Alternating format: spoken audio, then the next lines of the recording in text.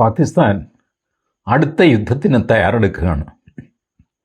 അത് ആയുധങ്ങൾ കൊണ്ടുള്ള യുദ്ധമായിരിക്കും, പക്ഷേ അത് താമസിക്കും. ഒരു കണക്ക് കൂട്ടലനുസരിച്ച് ഏകദേശം 8 മുതൽ 10 വർഷം വരെ അവരെടുക്കും. അവരുടെ എയർബേസുകളൊക്കെ നശിഞ്ഞ് നാനാവിധമായി അതൊക്കെ ശരിയാക്കിയെടുക്കുക, പുതിയ ആയുധങ്ങൾ വാങ്ങുക, കൊണ്ടുവന്ന് വയ്ക്കുക. അതിനിടയ്ക്ക് പരമദാരിദ്ര്യമാണ്. IMF അവർക്ക് ലോൺ കൊടുത്തു, പക്ഷേ ആ ലോൺ വെച്ച് ആയുധം വാങ്ങാനൊന്നും സാധ്യമല്ല. അതിനൊക്കെ 110 കണ്ടീഷൻസ് ഉണ്ട്. അങ്ങനെയൊക്കെ പ്രയാസത്തിലാണ്. ഏതായാലും 8-10 വർഷം കൊണ്ട് അവരടുത്ത യുദ്ധത്തിന് റെഡിയാകും. പക്ഷേ അതുവരെ കാത്തിരിക്കാൻ അവർ തയ്യാറല്ല. അതുകൊണ്ട് അവരിപ്പോൾ പ്ലാൻ ചെയ്യുന്നത് ഒരു വാട്ടർ വാർ, ജലയുദ്ധമാണ്. നമ്മൾ ഈ IWT inter water treaty, Indus water treaty നമ്മൾ അബയൻസിൽ വെച്ചിരിക്കുകയാണല്ലോ. അപ്പോൾ അവർക്ക് പാകിസ്ഥാന് വലിയ പ്രയാസമാകുന്നു. നമുക്ക് തോന്നിയ മാസം നമ്മൾ വെള്ളം തുറന്നു വിടുന്നു, വെള്ളപ്പൊക്കം ഉണ്ടാകുന്നു. വെള്ളം അടച്ചിടുന്നു, അവർക്ക് വരൾച്ച ഉണ്ടാകുന്നു. ചുരുക്കി പറഞ്ഞാൽ നമ്മുടെ ദയയനുസരിച്ച് അവരുടെ കൃഷി കാര്യാദികൾ നിൽക്കുന്നു.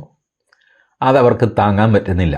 മാത്രമല്ല, നമ്മൾ വെള്ളം കുറച്ച് കഴിഞ്ഞപ്പോൾ അവരുടെ നദികളിൽ വെള്ളം കുറഞ്ഞല്ല. ആ വെള്ളം പല രീതിയിൽ അവർ തോട് വെട്ടിയും കനാൽ വെട്ടിയും ഒക്കെ ഒരു ആവശ്യത്തിന് എടുക്കുമായിരുന്നു. അപ്പോൾ അതിലൊക്കെ വഴക്ക് തുടങ്ങി ജനങ്ങൾ തമ്മിൽ.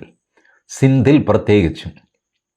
സിന്ധിൽ ഇവർ ഒരു 12,000 ഏക്കർ കൃഷി ഒരു കനാൽ കെട്ടി സിന്ധു നദിയിലെ വെള്ളം തിരിച്ചു വിട്ട് വാസ്തവത്തിൽ അമേരിക്ക പാട്ടത്തിനെടുക്കുകയായിരുന്നു ആ സ്ഥലം.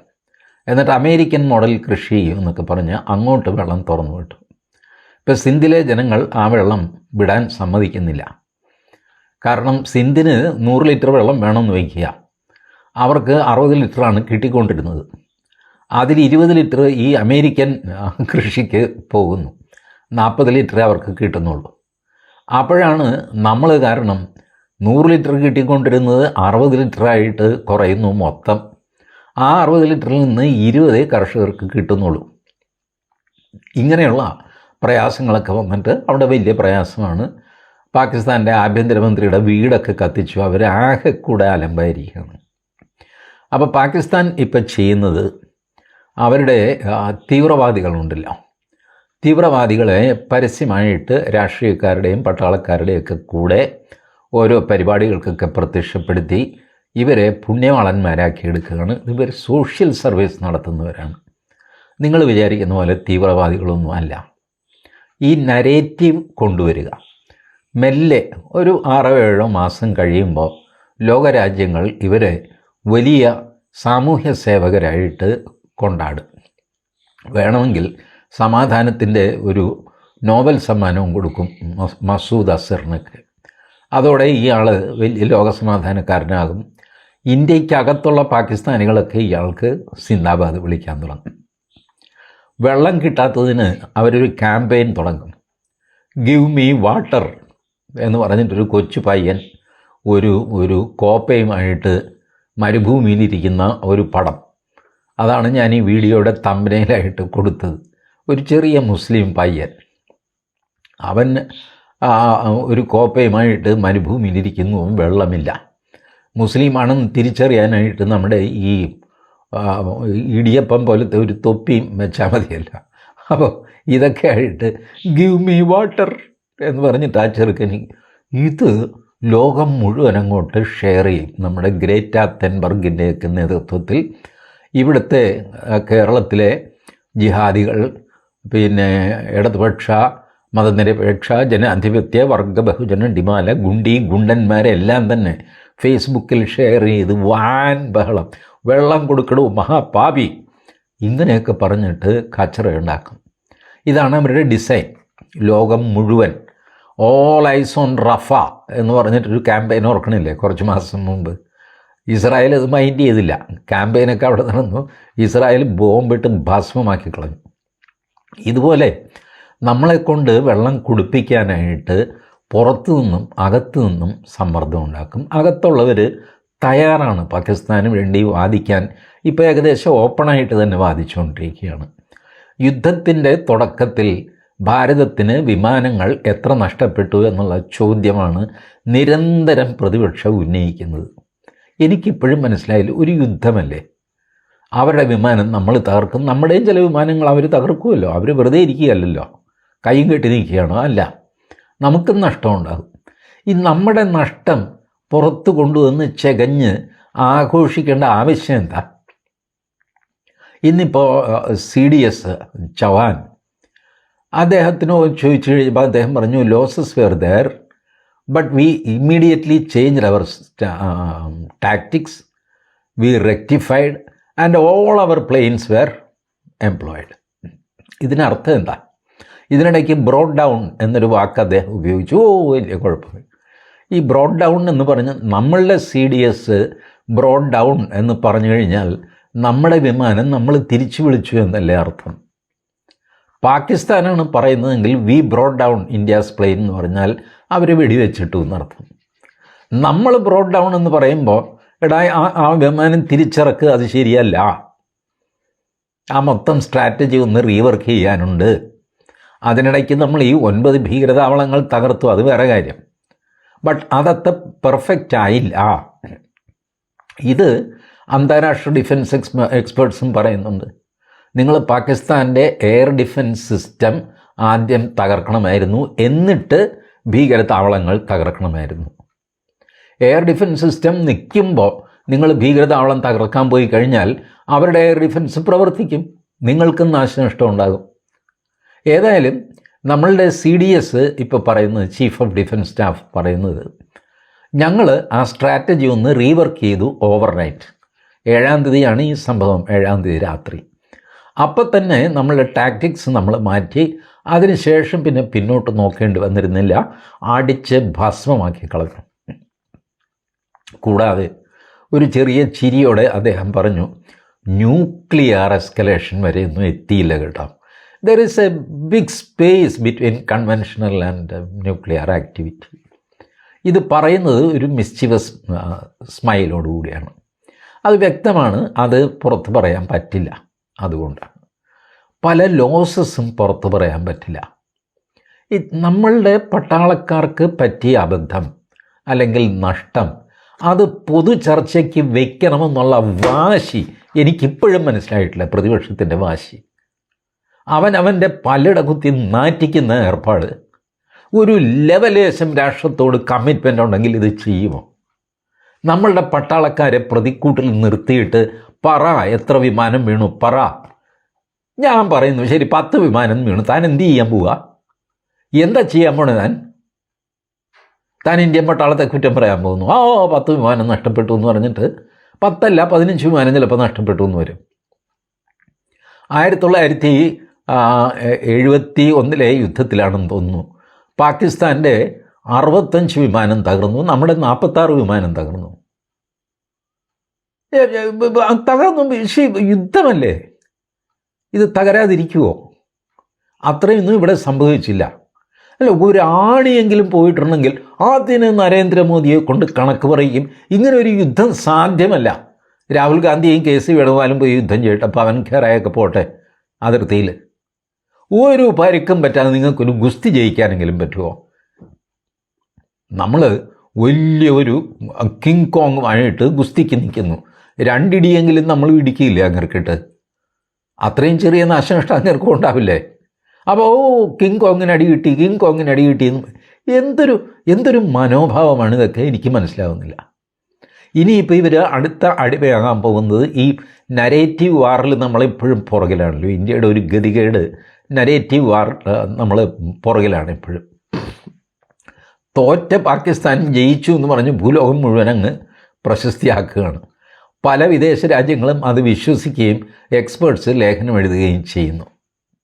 നമ്മളുടെ കാര്യം കൃത്യമായിട്ട് നമ്മൾ ആരും പറയുന്നില്ല, നമ്മൾ പറച്ചിലിൽ വിശ്വസിക്കുന്നില്ല. ശരി, കുഴപ്പമൊന്നുമില്ല. ബട്ട് ഇപ്പോഴത്തെ കാലത്ത് നമുക്ക് ഒരു director general strategic communication, DG സ്ട്രാക്കോം, അങ്ങനെ എന്തെങ്കിലും ഒരു പേരിൽ ഒരാൾ വേണം.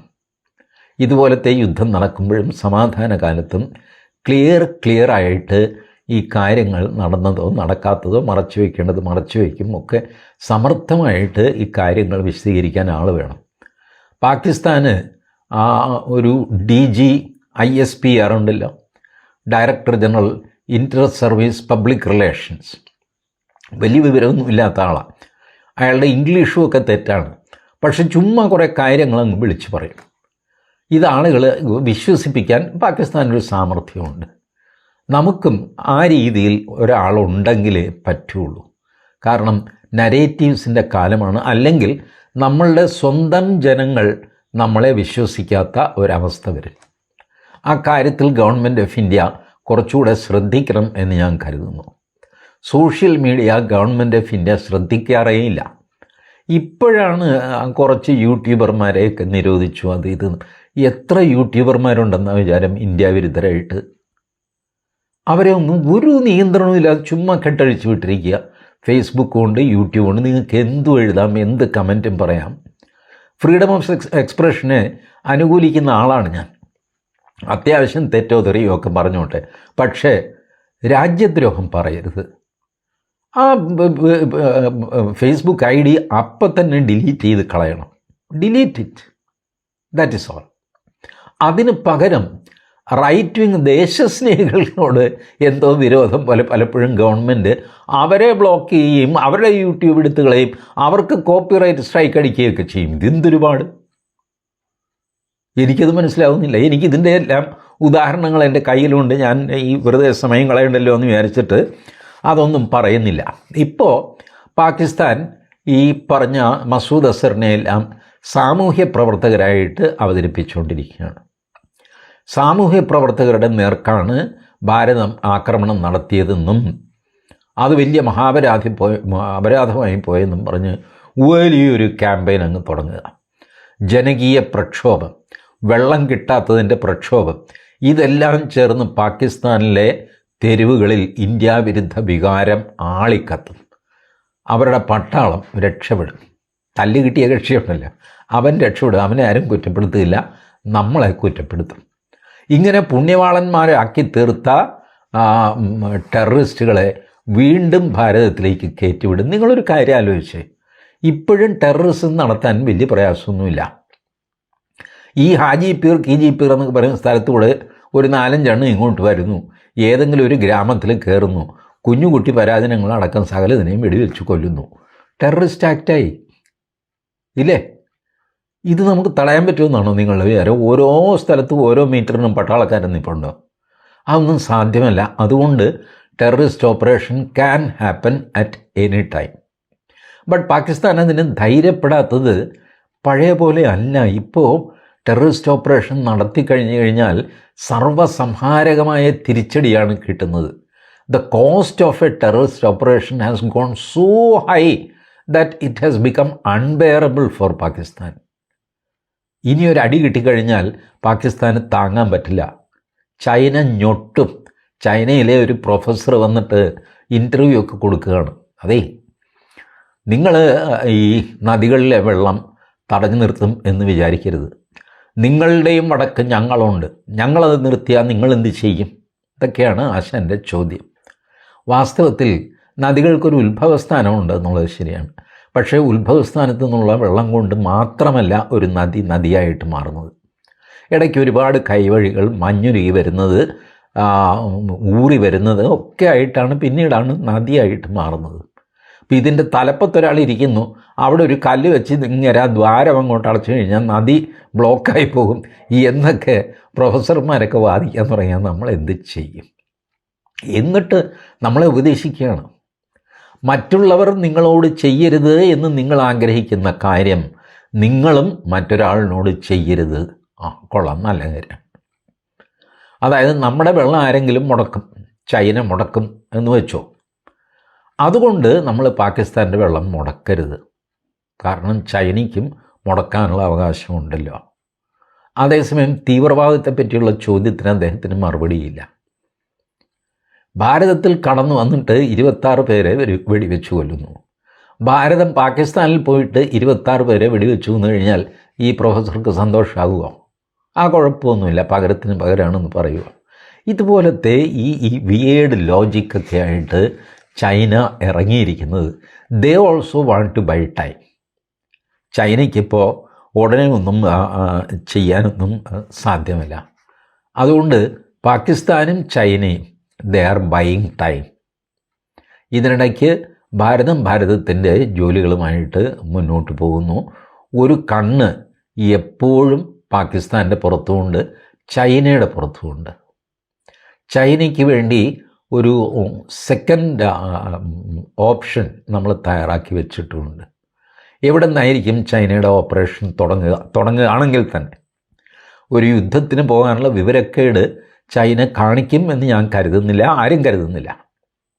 എന്നാൽ ടിബറ്റിൻ്റെ ഭാഗത്താണ് അവർക്ക് ഇന്ത്യയെ ആക്രമിക്കാൻ സാധ്യതയുള്ള ഒരു സ്ഥലം. അവിടെയൊക്കെ നമ്മൾ ബ്ലോക്ക് ചെയ്ത് നിർത്തിയിരിക്കുകയാണ്. See, nobody can defeat India. Okay, you may damage, ഒരു യുദ്ധമാണ്, കുറേ ഡാമേജ് ഉണ്ടാവും. അത് ആഘോഷിക്കാനായിട്ട് ഇവിടെ രാഹുൽ ഗാന്ധി ടൈപ്പ് പൊട്ടന്മാരും അതിനെ സപ്പോർട്ട് ചെയ്യാൻ അർബൻ നക്സൽസ്, ഇടതുപക്ഷ മതനിരപേക്ഷ ടീമൊക്കെ ഉണ്ടാവും.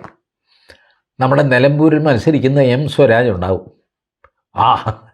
ഹമാസ് എന്ത് ചെയ്തു കഴിഞ്ഞാലും അത് ന്യായമാണെന്ന് പറയുന്ന കക്ഷി. ഇതുപോലത്തെ വികൃത മനസ്സുകളൊക്കെ ഉണ്ട് നമ്മുടെ സമൂഹത്തിൽ. ഞാൻ പറഞ്ഞില്ലേ, ഇന്ത്യയിൽ ഈ പറഞ്ഞ എല്ലാവരും ഉണ്ട്. ഞാഞ്ഞൂല് മുതൽ 8 അടി മൂർഖൻ വരെയുണ്ട്.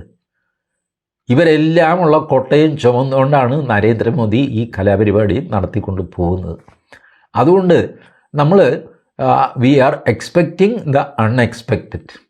നരേറ്റീവ് വാറാണെങ്കിൽ അത്, ജലയുദ്ധമാണെങ്കിൽ അത്, കരയുദ്ധമാണെങ്കിൽ അത്, വ്യോമസേനയാണെങ്കിൽ അങ്ങനെ, നാവികസേനയാണെങ്കിലും വിരോധമില്ല.